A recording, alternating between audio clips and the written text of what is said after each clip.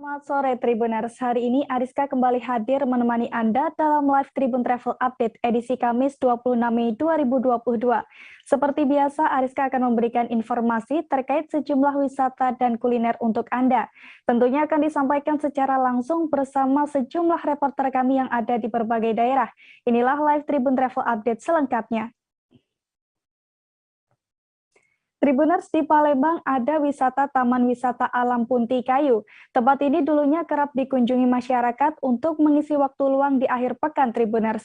Namun kini taman wisata ini sudah jarang dikunjungi karena wahana di sana sudah tidak beroperasi.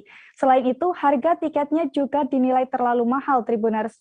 Oleh sebab itu, kini pihak taman wisata tersebut berencana untuk melakukan pembangunan baru agar bisa beroperasi kembali. Untuk mengetahui lebih lengkapnya, ada Azananda dari Tribun Sumsel yang akan melaporkannya untuk Anda. Silakan Azananda. Baik, terima kasih rekan Ariska. Kembali bisa saya sampaikan bahwa memang tempat wisata Alam Punti Kayu merupakan salah satu destinasi wisata yang kerap dikunjungi oleh masyarakat di Kota Palembang. Namun hingga saat ini terlihat di setiap area di wisata Punti Kayu itu terlihat memang banyak sekali wahana permainan seperti wahana rekreasi anak-anak, juga tempat outbound itu sudah tidak beroperasi lagi. Dan juga terlihat tempat wisata-wisata yang biasanya kerap dikunjungi masyarakat Kota Palembang itu seperti wahana kebun binatang, itu nantinya sudah tidak ada lagi di area Punti Kayu tersebut. Maka dari itu pihak dari Punti Kayu akan merubah ulang dari wisata Punti Kayu itu menjadi tempat wisata edukasi yang nantinya akan menjadi tempat wisata yang akan menambah wawasan bagi khususnya untuk anak-anak muda dan juga keluarga serta anak-anak agar menambah wawasan juga dan mengajarkan mereka nilai-nilai yang berada di area Palembang ini, termasuk nilai-nilai kerajaan Sriwijaya juga yang akan dimasukkan ke dalam wisata Punti Kayu tersebut.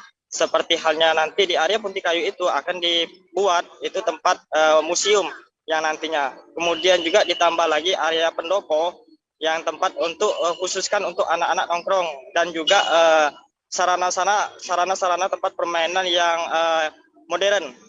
Dan kemudian juga mengenai tempat alat-alat yang sudah tidak beroperasi lagi itu nantinya juga akan diperbaiki ulang dan dibangun ulang kembali sesuai dengan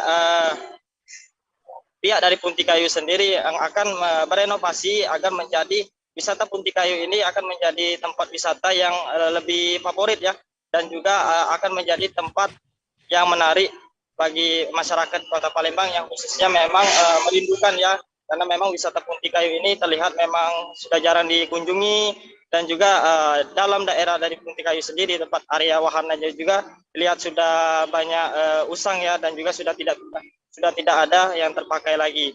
Nah, mungkin cukup dari situ rekan Ariska. Baik, terima kasih rekan Azananda dari Tribun Sumsel. Dan Tribuners, ada pula wawancara dengan Raden Aska selaku manajer operasional Taman Wisata Alam Punti Kayu. Berikut liputannya untuk Anda. Ini Pak, rencana kan mengingat Punti Kayu ini kan berdiri sudah lama Pak ya, dan juga banyak wisatawan juga yang banyak dulu kerap mengunjungi tempat wisata Punti Kayu ini. Nah, terkait dengan wisata Punti Kayu ini Pak, rencananya nanti kan dikabarkan akan dilakukannya pembangunan baru nih Pak, ya, menggunakan konsep wisata taman wisata edukasi Pak ya. Nah, itu Punti Kayu ini akan menyajikan taman wisata edukasi ini apa-apa saja itu Pak, bisa Bapak sebutkan Pak? Baik. Kalau rencana kita mau bikin nanti replika Kerajaan Sriwijaya atau Taman Shalendra. Jadi di mana nanti kita bikin seperti museum outdoor lah sebenarnya. Museum outdoor Pak ya? Ya, jadi anak-anak usia dini bisa belajar dan mengetahui sejarah tentang Kerajaan Sriwijaya di Punti Kayu. Selain itu taman-taman rekreasinya Pak, ada penambahan lagi nggak Pak? Atau dibangun ulang lagi? Andai kata di setiap taman rekreasi kan banyak itu yang barang-barangnya sudah lama ya, udah nggak dialihfungsikan lagi, itu rencananya nanti akan diperbaiki atau dibangun baru Pak? Baik, nanti kita bikin lagi spot foto yang disenangi sama masyarakat, spot foto. Jadi seperti misalnya kita pakai tema, nanti ada sudah yang kita barusan ini kita Indian Village, kampung Indian. Jadi nanti pengunjung bisa berfoto ala Indian, ada kostumnya nanti kan, ada kostum Indian. Kemudian lagi kita bikin juga kayak rumah pohon, spot foto. Jadi lebih menonjolkan alamnya. Menunjukkan alamnya juga Pak ya. Jadi tempat wisata anak-anak tongkrongan juga. Ya. Tema modern juga masuk lah Pak ya di sini Pak ya. Ya, Nah ini rencananya kan biasa kalau ada nggak rencana pembukaan taman wisata alam ini konsepnya di malam hari Pak. Biasanya kalau untuk berkunjung, terkesan kan kalau misalkan Punti Kayu kan terlihat dari area luar itu kan jarang kita lihat ada wisata-wisata malam harinya Pak ya. Ya. Nah, untuk kedepannya di pembangunan baru ini nanti ada nggak Pak? Nanti kita menyajikan wisata malam. Baik, memang ada rencana kita optimalkan lagi untuk malam. Tapi nanti untuk selanjutnya kita lihat situasi dan kondisi, mungkin kita juga lihat apa yang bisa kita tampilkan untuk malam hari. Baik, tapi itu rencananya ini lagi dilakukan proses pembangunan baru ya Pak ya. Untuk rencananya itu belum tahu Pak ya. Yang penting masih berjalan saat ini Pak ya. Betul. Itu oke, baik terima kasih Pak. Tribuners Dinas Pendidikan dan Kebudayaan Provinsi Lampung mengadakan pagelaran seni beberapa waktu lalu. Pagelaran yang berlangsung di Taman Budaya Lampung tersebut menampilkan sejumlah kelompok seni Tribuners. Salah satunya kelompok seni bernama Teater Kurusetra. Kelompok seni ini tampil sebagai pembuka di hari terakhir pagelaran. Penampilan mereka pun sukses membuat penonton tertawa, bahkan terharu dengan akting para aktor serta pesan moral yang dihadirkan. Untuk mengetahui penampilan kelompok seni tersebut, kita sudah terhubung dengan Agustina Suryati dari Tribun Lampung. Silakan Agustina. Baik, terima kasih rekan Ariska. Jadi seperti yang telah disampaikan oleh rekan Ariska, bahwasanya pagelaran seni yang diadakan oleh Dinas Pendidikan dan juga Kebudayaan Provinsi Lampung saat itu berlangsung dengan lancar salah satu. Jadi untuk pagelaran seni tersebut menampilkan penampilan-penampilan kesenian mulai dari musik, tari, dan juga teater. Jadi untuk seluruh penampilan tersebut ditampilkan sendiri oleh para seniman-seniman muda yang ada di Lampung. Jadi untuk pada tanggalnya, pagelaran seni tersebut dimulai pada tanggal 18 Mei sampai dengan 25 Mei lalu. Jadi satu di antara kelompok teater bernama Kurusetra menjadi penampil pembuka sekaligus untuk penyambutan para penonton yang datang di hari terakhir pagelaran seni yang ada di Taman Budaya Provinsi Lampung tersebut.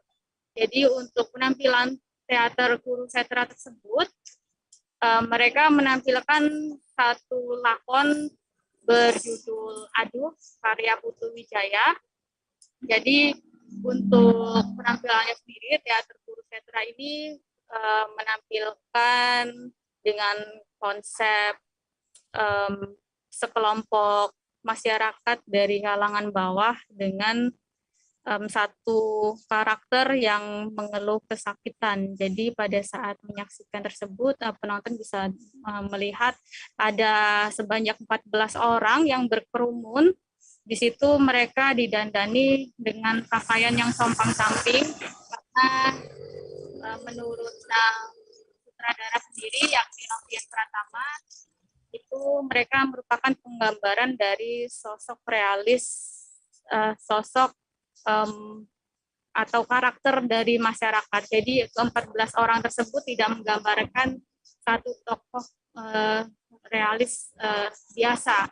Jadi untuk ke-14 orang tersebut terlihat mereka mengeluarkan itikat-itikat atau karakter yang dimiliki oleh masyarakat. Jadi mereka diceritakan berdebat, berkonflik dengan sesamanya karena ada satu orang tokoh yang mengeluh sakit. Jadi sosok ke-14 orang tersebut digambarkan melalui masyarakat dari golongan bawah. Jadi untuk pesan moralnya sendiri, penonton bisa merasakan mulai dari yang komedi sampai dengan sesuatu yang menyentuh seperti hal-hal yang pada nyatanya realistis terjadi di lingkungan masyarakat dengan mencerminkan karakter manusia yang lebih ke arah empati. Jadi menurut sutradara juga naskah tersebut dibuat untuk menggambarkan tidak adanya atau kurang adanya empati yang ada di dalam karakter masyarakat. Sebab untuk masyarakat yang sedang kesusahan, di situ malah menjadi konflik dan malah justru keberatan untuk menolong orang lain karena mereka merasa mereka selalu tertimpa musibah yang lain dikala mereka menolong orang yang sedang kesusahan. Jadi ini merupakan sebuah kritik sosial. Jadi kurang lebih begitu, dan untuk teater Kurusetra ini merupakan teater dari sebuah studi kesenian yang asalnya dari Universitas Lampung, yakni UKMBS. Jadi untuk sutradaranya sendiri disutradarai oleh Novian Pratama. Dia juga salah satu seniman kampus di Universitas Lampung. Dia penggiat seni teater. Jadi untuk penampilannya tersebut berjalan dengan lancar dan mendapat tepuk tangan meriah dari penonton. Sekian, Ariska. Baik, Agustina Suryati dari Tribun Lampung, terima kasih atas laporan Anda. Tribuners Konawe Utara terpilih menjadi tuan rumah Jambore Selam Nasional tahun ini. Dan pada Rabu 25 Mei kemarin, Jambore Selam Nasional ke-12 telah resmi dibuka oleh Wakil Bupati Konawe Utara, Tribuners. Bupati Konawe Utara pun sangat mengapresiasi kegiatan tersebut.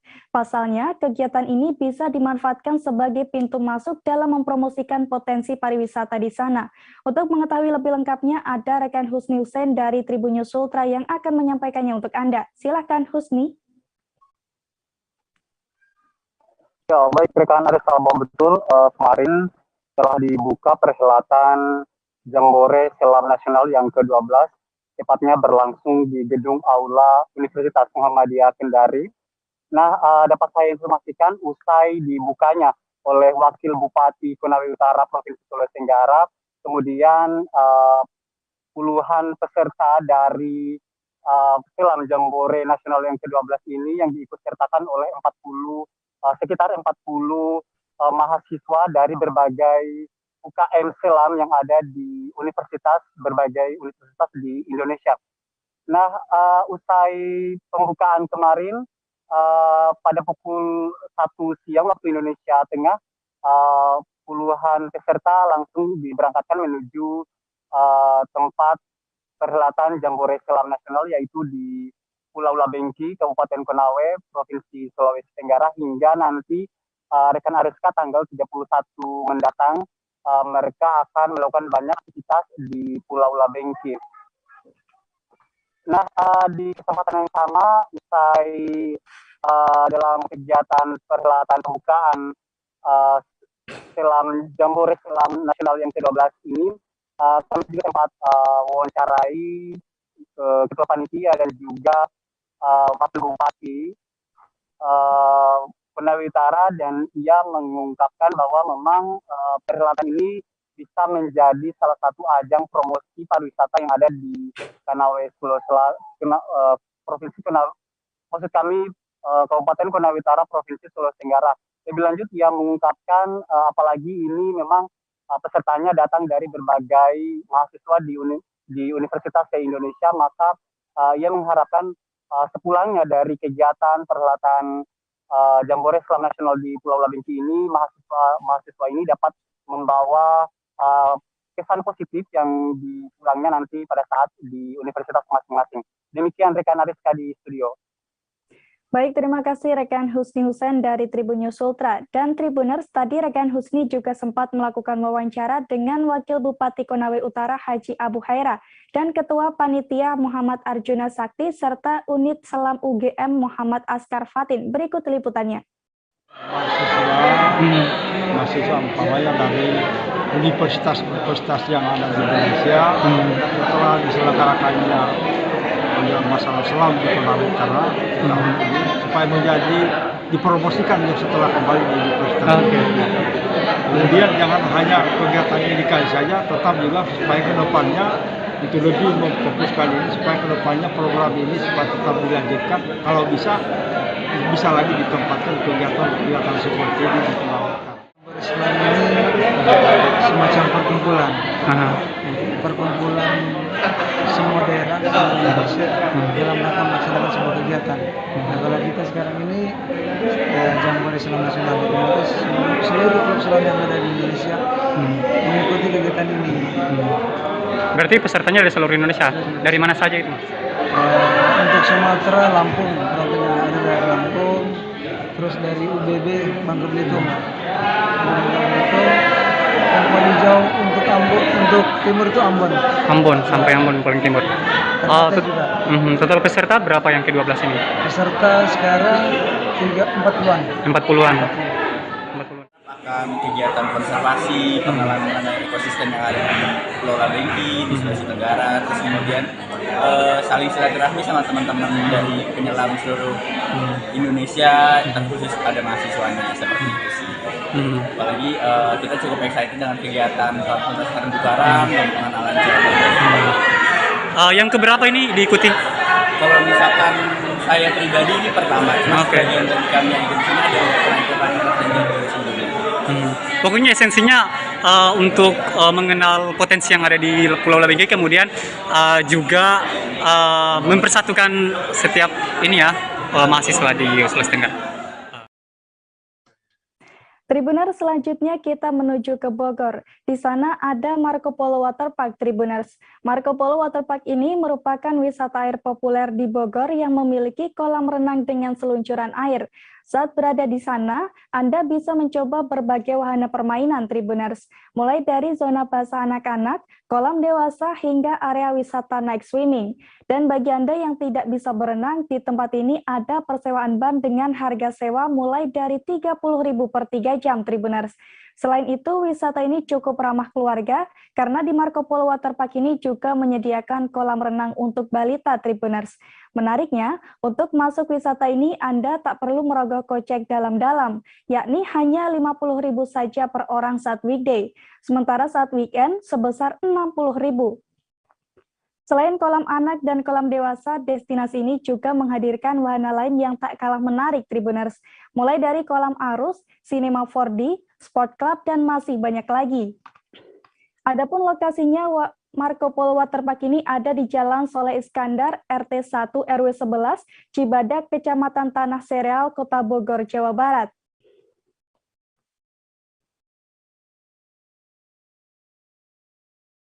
Kami akan kembali lagi dengan berbagai informasi wisata lainnya. Tetap bersama kami di Live Tribun Travel Update. Di 6 hari Syawal itu. Oke, apa kabar Bang Arif di sini untuk strateginya? Kalau saya sendiri di Jumip 37 ini yang semalam baru mulai, saya udah hitam. Sebenarnya aku nggak ngerasa itu penangkapan atau penggerebegan atau apapun itu, karena gini loh, posisinya kriteria. Jadi kita mengenal disebut dengan stroke yang tidak berdarah dengan stroke yang berdarah. Stroke yang tidak berdarah itu biasanya ditandai dengan adanya penyumbatan. Kalau itu terjadi di sini mungkin pikirnya tidak ke situ kali ya, tapi kalau di Korea atau di Kamboja itu ada beberapa paper yang saya itu mas, dulunya tukang koran. Oh gitu ya, tukang koran. Ya, saya baca itu Pak. Tuh kan, pernah baca kan? Ya. Jadi kalau saya jadi tanggam itu udah bersyukur banget. Si anak ini dijadikan sebagai tersangka begitu. Ya kalau ini kita bicara yang di luar kasus Ombo ya. Dengan nama hujan shower, di mana terdapat batas jelas antara daerah hujan dan tidak hujan yang biasanya terjadi pada fase awal mature stage atau tahap berbahaya itu Kang. Jadi mulai artinya terjadinya perlembekan. Nah itu untuk penetrasi akan sulit begitu ya. Dok, saya ini menurut saya memang tidak mudah, bukan urusan tanah diambil. Kalau misalnya Amerika Serikat sekarang, Rasulullah mengatakan dalam sebuah hadis bahwa berpuasa di 6 hari Syawal itu. Oke, apa kabar Bang Ariski di sini untuk strateginya? Kalau saya sendiri di Jumip 37 ini yang semalam baru mulai, Apa yang saya dirasakan udah Kak Fernita?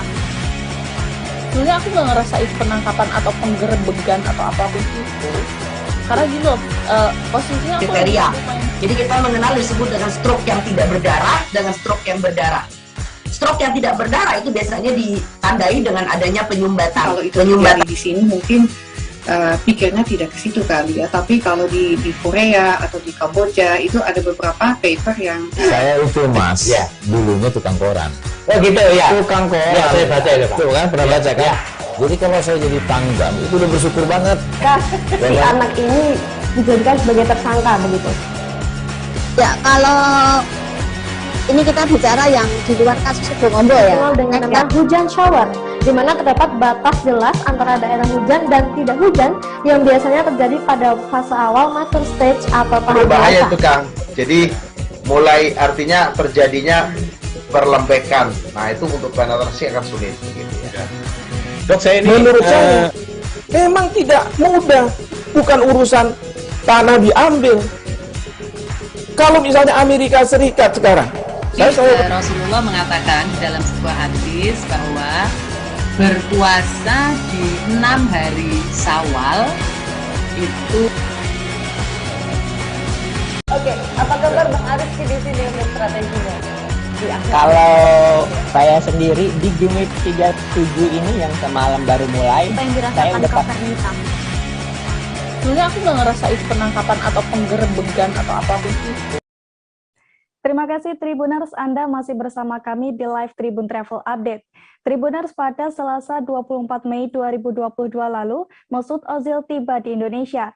Kedatangan pesepak bola asal Jerman itu dalam rangka merilis koleksi sepatu Concave M10 Tribuners. Namun selain itu, ia juga melakukan sejumlah agenda menarik lainnya. Salah satunya, Mesut Ozil berkunjung ke Gedung Sabta Pesona Kemenparekraf pada Rabu 25 Mei lalu. Hal itu diketahui dari unggahan video di akun Instagram resmi Kemenparekraf Tribuners. Dalam unggahan itu, tampak kedatangan Mesut Ozil disambut hangat oleh Menparekraf Sandiaga Uno. Saat masuk ke gedung Kemenparekraf, Mesut Ozil juga disambut dengan seremoni menendang bola ke gawang yang berukuran kecil. Bahkan Sandiaga Uno pun tampak turut melakukan selebrasi dengan menendang bola tersebut. Di kesempatan itu, Sandiaga Uno juga berharap bahwa kedatangan Mesut Ozil dapat memperkenalkan destinasi dan kuliner Indonesia ke dunia. Selain itu, Sandiaga Uno juga mengapresiasi Concave yang telah membuka lapangan kerja di Indonesia melalui pengoperasian pabriknya. Dengan kehadiran Concave itu, Sandiaga Uno pun berharap brand-brand lokal olahraga mampu bersaing secara global. Dan kedepannya, jenama lokal bisa merambah ke pasar internasional dengan berkolaborasi dengan tokoh-tokoh dunia lainnya.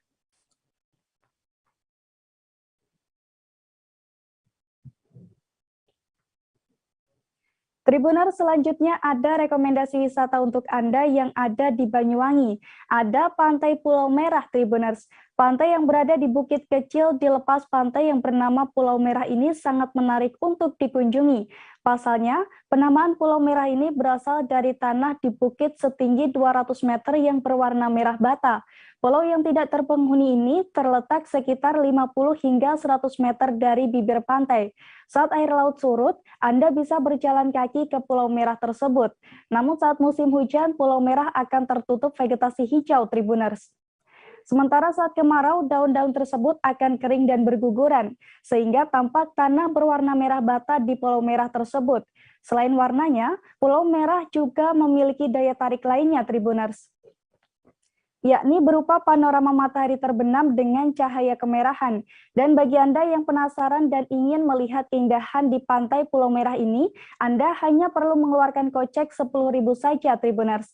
Selain tiket masuk, Anda juga harus membayar parkir sebesar 2.000 untuk sepeda motor dan 5.000 untuk kendaraan roda 4.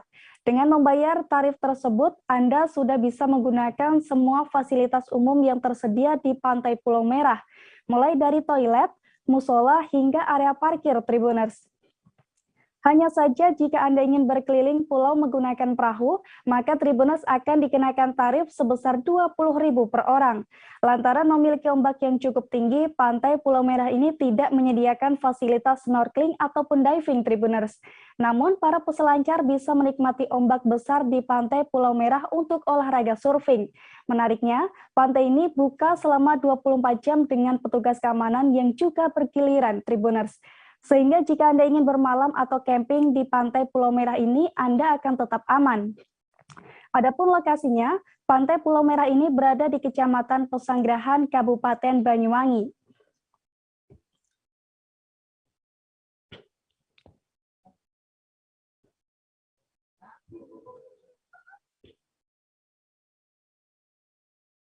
Kali ke Bandung, Tribuners. Di Bandung memang memiliki berbagai destinasi wisata yang menarik untuk dikunjungi. Bahkan baru-baru ini, Bandung kembali menghadirkan wisata baru dengan daya tarik tersendiri. Namanya Jembatan Gantung Rengganis, Tribuners. Jembatan Gantung Rengganis yang terbentang sepanjang 370 meter ini berada di kawasan Gunung Patuha. Meski belum lama dibuka, namun jembatan gantung terpanjang di Asia Tenggara ini sukses mencuri perhatian para wisatawan, Tribuners. Bahkan jembatan gantung Rengganis ini mendadak viral setelah potret keindahannya tersebar luas di media sosial. Dan bagi Anda yang ingin mencoba melintasi jembatan ini, Anda harus membayar tiket masuk terlebih dahulu, Tribuners, yakni sebesar Rp70.000 per orang.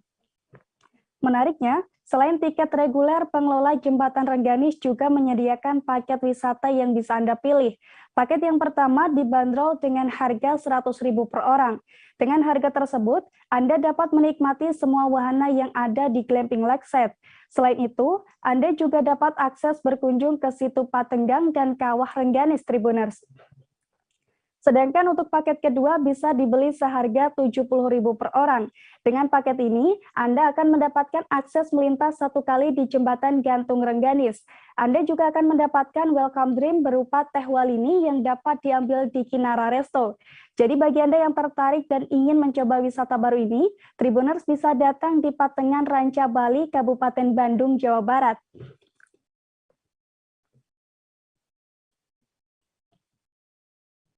Tribuners, informasi tersebut sekaligus mengakhiri perjumpaan kita pada live Tribun Travel Update kali ini. Nantikan informasi lainnya hanya di Tribun News. Dan saya Rizka Khairina beserta segenap kru yang bertugas pamit undur diri. Terima kasih dan sampai jumpa. Jangan lupa like, subscribe, dan share ya.